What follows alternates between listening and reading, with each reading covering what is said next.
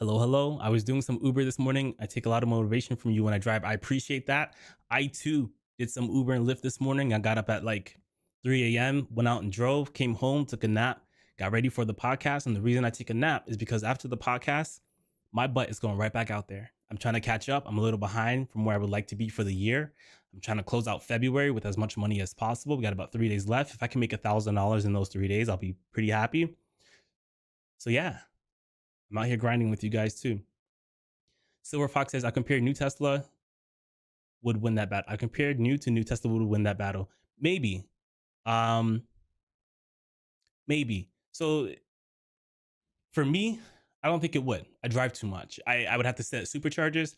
And based off of the math that I've done in that video, and you can push back on this, supercharging is more expensive from a fuel cost perspective per mile than it is for a Prius. So I'd be supercharging a lot. Like I'm out on the road for 12 hours at a time.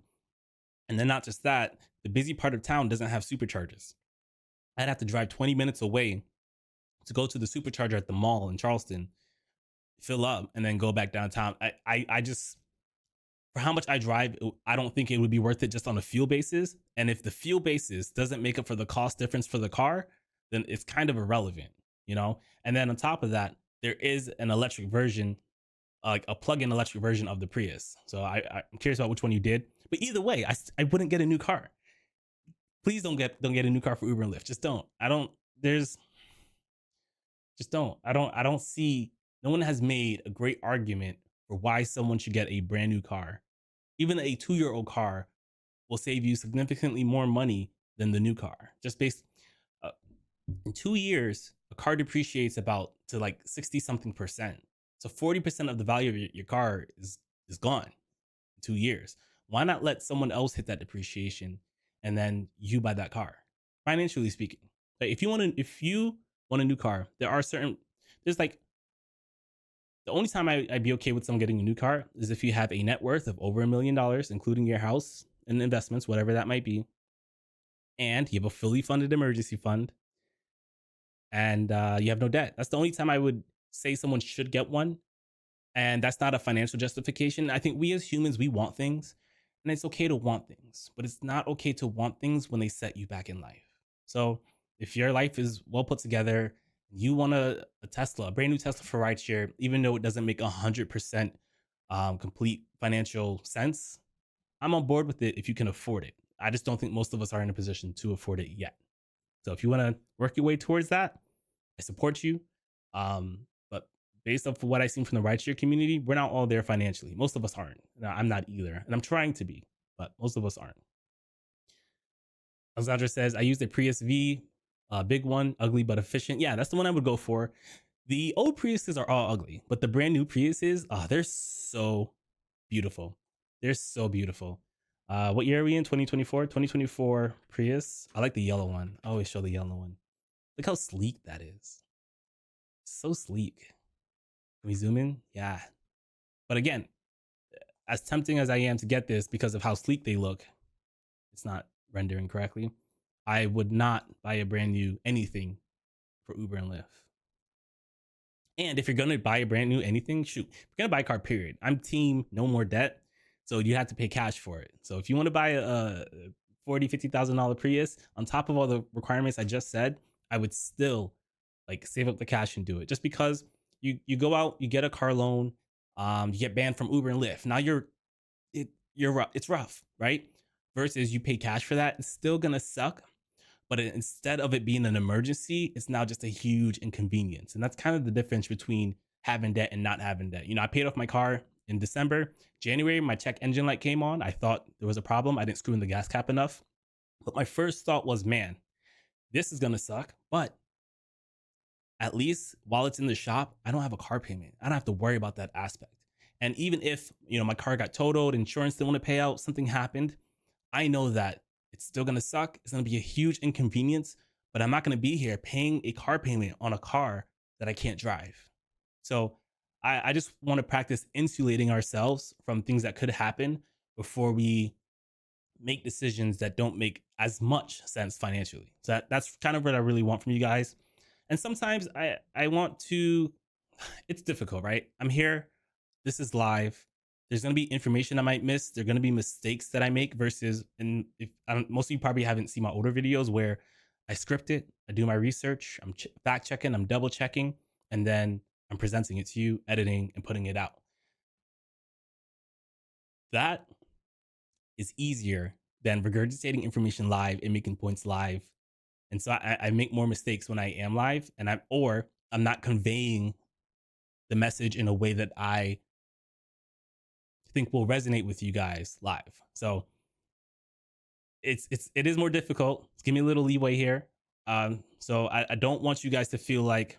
So there are some things I want to clarify. Someone left a comment saying that their plan is to be a long-term rideshare driver, and I feel like I've never really clarified what someone who wants that should do. I've only clarified that my goal is not to be a long-term rideshare driver, and here's the path I want to follow. So I kind of want to speak into that now. If you want to be a long-term rideshare driver, there's still benefits from watching my channel. You know, I'm here to teach you how to maximize income so you can benefit from that. If you want to be a long-term rideshare driver, I think that that is okay, but only if you insulate yourself from the tomfoolery that Uber and Lyft does. That means having a paid off car. That means having a 3 to 6 month emergency fund. That means when your car is getting up in mileage, you start putting away $200 every week to start saving for your next car. That means not using debt. That means like, you just want to make it so where if Uber and Lyft just starts not paying enough, you're insulated from it. You can still do Uber and Lyft because you've kept your expenses low. I know some drivers, especially here on YouTube, you know, they're upfront with this information, paying even some of my friends on Twitter that drive rideshare, they pay about $1,000 a month for Tesla insurance and their car payment. Anything could happen and they still have that $1,000 a month. And they also have to work about 20 to 30 extra hours per month in order just to cover that car payment. Like, they think about that. They have to work 30 hours before they even break even on just their car payment and insurance. If you want to be a long-term rideshare driver, you have to insulate yourself from that. You have to pay off that debt so that, you know, if something happens, all the internet goes down across America for a week, just like you did on what was it, Thursday, you'll be okay because you've kept your expenses low and you want to do this for a long time. And so you've prepared yourself to do this for a long time. You can also start a solo 401k, which is a retirement investment account where you can match yourself. I believe it's up to 50%. I haven't made a video on that yet because I'm not there. I try not to make too many videos about things that I'm not doing because I know that once I do the thing, I'm going to learn more and have more better information to give to you. But once I'm out of debt, I'm going to start investing into a solo 401k, which is what we should be doing to retire with rideshare. So if you want to do rideshare long term, you definitely should be looking into 401k. Don't wait for me to do it and teach you. You should pay off your debt and then invest 15% of your income into a solo 401k. There are crazy benefits to the solo 401k. We won't touch into it too much. We're going to dive back into the comments. I spent way too long on this. Fee was made till 2017. So I guess that's the last year for that model. My Prius was 2K. Nice. With 100K for 14K less, 197,000 miles. Tesla only works with home charging, and my market superchargers are everywhere. Silver Fox, Tesla only works with home charging. What does that mean? Oh, you mean financially speaking, Tesla only works with home charging. Actually, I'm glad we kind of dipped into this because I forgot to include this in my comparison video, but I'm going to show you like this. Okay, let me just bring it up. Tesla policy commercial supercharger. This is really important. I can't believe I forgot to put it in my video. This is from the official terms of use page on Tesla. Like, I'm not making this up. This isn't from some blog or we're interpreting it incorrectly. It says supercharger fair use policy. To help ensure superchargers are available for the intended use, we ask that you not charge your vehicle using a supercharger if your vehicle is being used for a commercial purpose and they list such as taxi or for ride sharing through services like Uber and Lyft, unless you charge on a pay per use basis. So straight on their website, they're not big fans of people using superchargers commercially, and they've also introduced surge pricing for superchargers. Superchargers surge pricing. Most superchargers use per kWh billing, meaning you will be billed for each use of kWh of electricity, kilowatt hours, to charge your battery. The pricing is different at each supercharging location, but it's typically around 25 cents per kWh. So that's not even really what I'm talking about. Congestion fee is what it's called. Let's see if we can just quickly find it. At certain supercharging locations, congestion fees will replace idle fees. A congestion fee is a fee you pay when a supercharger is busy and your vehicle's battery is above a certain level. So not even full, just above a certain level. You can see the battery charge level where congestion fees apply on your vehicle's touchscreen. Congestion fees only apply when the supercharger is busy. Your vehicle's battery is already at or above the congestion fee level, which they haven't even told us what that is yet. If you meet all of the above criteria during your supercharging session, you'll receive an alert in the Tesla app. You will have 5-minute grace period to disconnect your vehicle and leave before congestion fees apply. I think this is okay, but bad for rideshare drivers. I think it's an okay policy for the general population, but as a rideshare driver, if you need to charge in order to make money, your ability to wait is like your time is more valuable than someone who's just charging and not using their car to make money. So this is something to think about, to consider. I don't know how rampant it is, and I don't have one, but I completely forgot to put this in my video when I was making my points. But this isn't rideshare friendly. It's not. I'm not even making that up. It's like directly from their website. I'm not making this stuff up, guys. So good point. Good call out. Silver Fox says the 2012, 2016 Model S.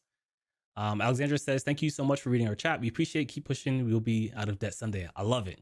You're welcome, man. This is my favorite part of hanging out with the chat.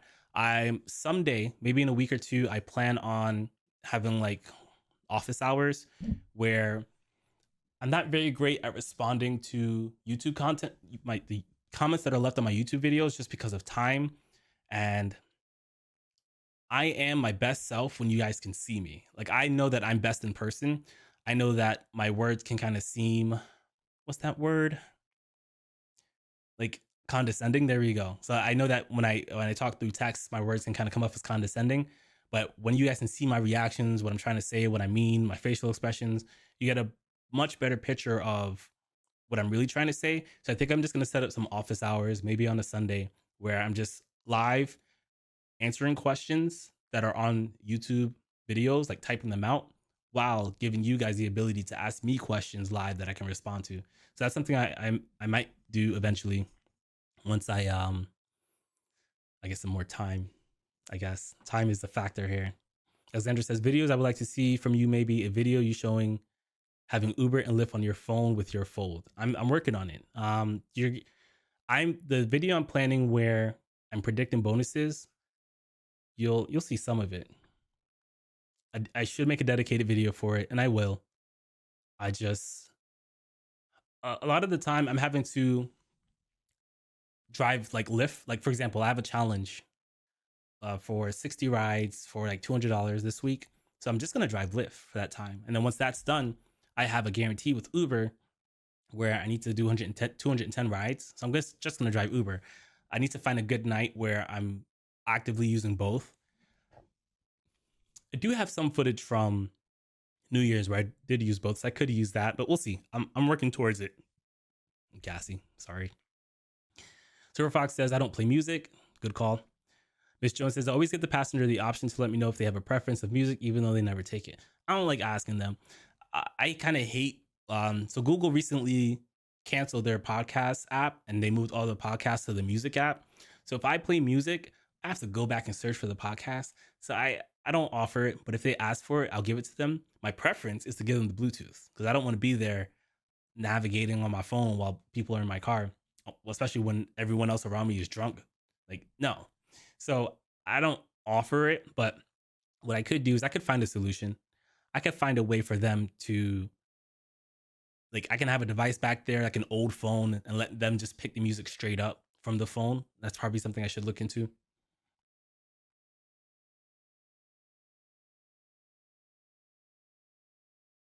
Miss Jones says my acceptance rate is 12%. Whoa, Silver Fox says his acceptance rate is 3%. Miss Jones says, I refuse to take any $4 or $5 rides. I think $4 and $5 rides have their place. If you had an area filter that kept you in an area that had bonuses popping up and you had a $3 bonus on top of a $5 ride, that's $8 to go 2 miles. You're averaging $4 per mile. It depends. It depends on your market for sure. Depends on the kind of car you have. It really does depend. But I think there are scenarios in which you can capitalize on it. And I don't know, 12% is real low, real low. But I don't know. I'm not gonna pretend like my word is the word. But sheesh, I would love to see like screenshots of like everything in your phone. Miss Jones says, "Wait, in NJ we have to drive at certain times to get points. Any other times we don't get any." That's the same for me. I have to make majority of my points on Friday and Saturday. I have. I guess I can show you, right? I'll show you. Points. It's not. It might not show because I have the highest level, but let me see.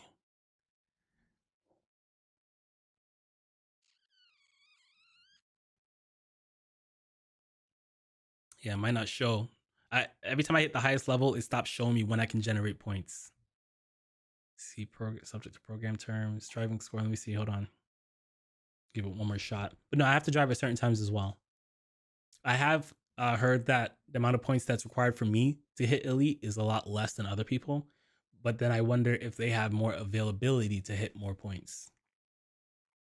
So yeah, it's not going to show you the timetable for me, but it's mostly on Friday and Saturday that I have to do points, which is why I had to make sure I got it Saturday. Because if I didn't get it Saturday, March is on Thursday. I wouldn't have gotten it by then because I don't really have an opportunity to make it between Monday and Thursday.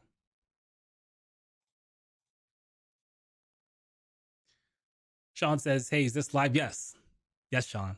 This is live. This is indeed live. Sean says, "Has anyone rented their car through Turo?" I have not, and I want to. That's the next step in my business development. The reason I haven't is because I don't want. Turo is semi-passive. I will make more money driving my own car than I will renting it to someone else. So what I want to do is I want to go and buy a Prius, and then my current car has too many miles on it to do Turo. So I would make my wife drive that car, and then I would put her car on Turo. So then I had the Prius for rideshare. We'll have her car on Turo, and then she'll drive my car. So that's the next step in my business plan. Sean says this guy is the rideshare master. I'm okay. I do a lot of thinking when I'm driving, and I just try to regurgitate that information to you guys and try to lift everyone's income up. Silver Fox says no. Sean says very cool. Yeah, you guys are just talking to each other. I wonder if Turo is good. I don't know. There's only one way to kind of tell. It's definitely not going to be as good as it used to be during the pandemic. It was a great time for it, but I still want to do it myself, despite what I might hear from other people. Because I'll be honest, it's kind of something I've just learned in the workforce. There's always going to be people who don't do things well, and then there's always going to be people who do things well. And um, sometimes the reason people fail at certain things is their own fault. So sometimes you just have to test things yourself. Sean says, "You ever think of doing Uber and Lyft with the Tesla?" Boy, do I have a video for you to watch. I'll do a quick recap. Generally speaking, I would never buy a new Tesla, but I would never buy a new vehicle, period. Currently, based off of the information I do have, and I do plan to do more research, I would currently prefer a used Prius over a used Tesla. I think that I drive too much to want to be at a supercharger. And if you're doing supercharging, the fuel cost is actually more expensive than it would be for a Prius. If you're able to charge at home, that might not be true, but I think I drive too much for that to be true currently, right? Things can change. My opinion can change. I have to compare a cost analyst on a used Tesla to a used Prius to see what the difference might be because, the Tesla might qualify for a higher kind of rides. Or if I get the 7-seater at a good price, it might qualify for XL and I might change how I feel. I do own 2 cars, so I can maybe swap out depending on what my goals are for the day. There are different scenarios where it might work out. I just haven't worked through that math yet. But currently, my eyes are focused on the Prius. Sean says, "I like your podcast setup. It's really slick looking." Thank you. I put effort into it. I really did. Silver Fox says, "I might do it later with a used Model 3. I will. So like I will come to a point in my career where I'm still making videos and financially I'm doing well, and I'll take L's to make videos. Like I'll go out and I'll buy a Tesla. I'll use it for 3 months so I can make videos on it and then get rid of it and then get like an XL and then get something else and just make videos on it. I can kind of justify it through YouTube, and then I can kind of, for certain, instead of using rhetoric, instead of speaking in theory, instead of looking up numbers, I'll be able to say with actual experience whether this is something you should or shouldn't do. And even actual experience can differ, but I'm just, talking about my intentions and whatnot. Silver Fox says Hertz is dumping long range 3 for 25 ish. So that is something else I forgot to talk about in my video. And Sean, I have a video called "Should Drivers Get a New Tesla?" or whatever. I came out with it like last week. Go on my main page when we're done here and check it out. But I forgot to talk about the fact that Hertz is dumping their Tesla lineup and buying gas cars instead. So I haven't really looked too deep into why, but that's a red flag for me. It says the longevity of these cars may not be worth it to the point where they're going back to gas. So that's something that, should be considered. Maybe it's time to replace the batteries and they're realizing the battery cost isn't like worth replacing, but it could be worth for us just because they can't do it. They're bankrupt before. They might not be running their business very well. It could be on them. That doesn't mean it might not be great for the individual, but it is a flag that should be considered when thinking about buying a Tesla. Sean says, different topic. Can you quickly review what gear you have for video switching? Sure. I can't quickly do that now. As in, I can't so I have software and I don't know how much I can change the software live, but I'm just using OBS. I have one camera and I have different scenes set up, right? So this is the scene I use to record my desktop, but it's recording the desktop that's behind me. I don't have it set up. I have 3 monitors running off this one computer. Hold on. So 3 monitors running off this one computer, and I don't have it set up to where I could show you what I'm looking at here, but I pretty much just have my recording software. It's called OBS. It's free. You just set up your scenes, and I have one camera. I would like to get a second camera, have different angles, do a top down so I can write my math instead of using this funky digital calculator. But yeah, I use OBS. It's very powerful. It can seem overwhelming, but you just gotta check it out. And Tony says costs too much to repair. Yeah, 10 grand for a new battery is a lot. The Prius has a battery that has to be replaced as well. I did look up videos. It's like 3 grand, and you can do it yourself. It's tedious, but it's not difficult. So I might even look for Priuses that don't have batteries to get a discount, and then just fix it myself as well. So if you guys want to come over and chop it up with us, very nice set of drivers. So it should be Coast to Coast. It just popped up right here. So Drivers Coast to Coast is the Twitter channel. You can see Lynn is here. Levi is here. He's from Tip You in the app. Very smart people over here. You can see casual conversations with Uber and Lyft rideshare drivers from coast to coast. Join us today, 7 p.m. Go over there, set your reminder. I'll post it in the chat, and you guys go enjoy. And I'll check out the comments, and I'll close it out, go get some food, and then I'm going to take my butt on the road and go and try to make some money, try to close out February as strong as I can.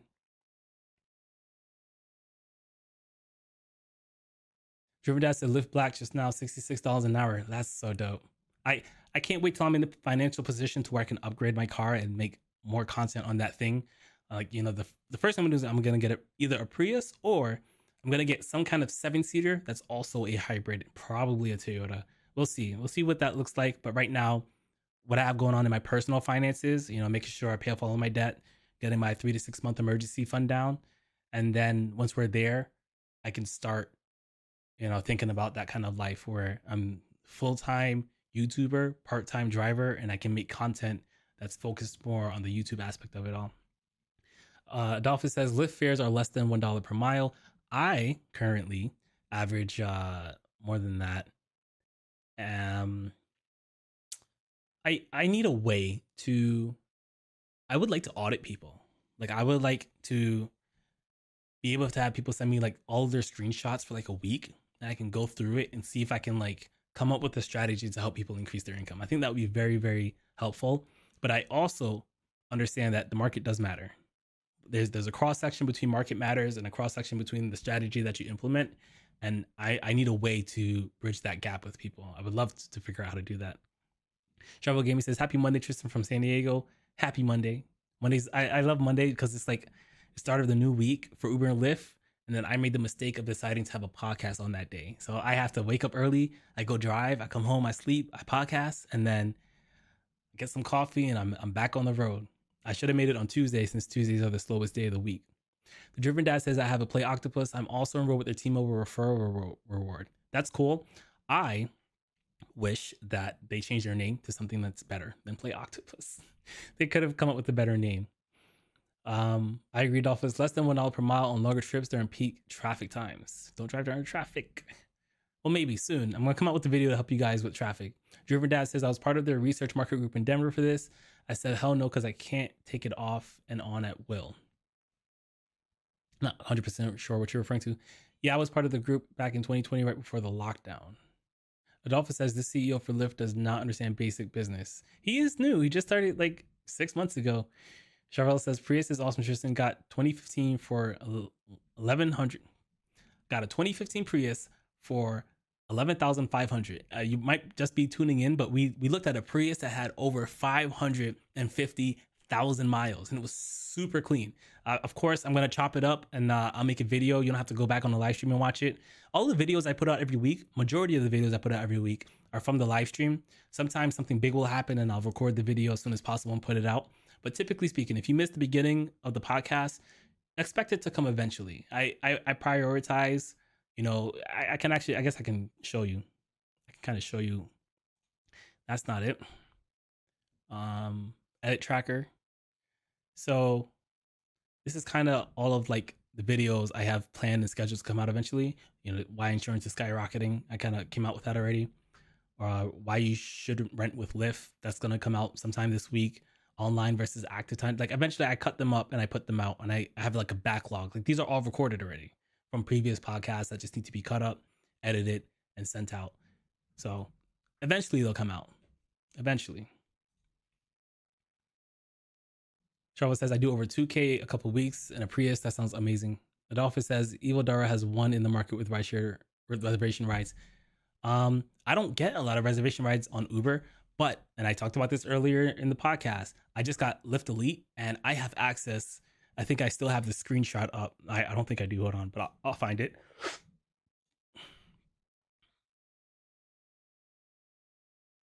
I have too many tabs. Always have too many tabs. Okay, I'm not going to find it. You'll just have to wait for me to drop that video. General says the Indianapolis market def needs an audit. Let's let me see what Indianapolis is doing. A B C E F G H I J K H I. Sorry.